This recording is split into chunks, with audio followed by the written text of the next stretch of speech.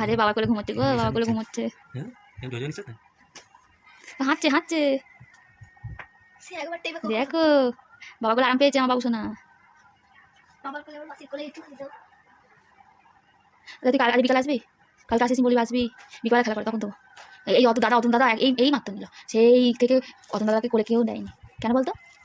নার্সিংহোমে পুটকুগাকেও হাত দেয়নি। আমি তো পুটকুর সাথেই ছিলাম, আমাকে সবাই দূর থেকে দেখছে।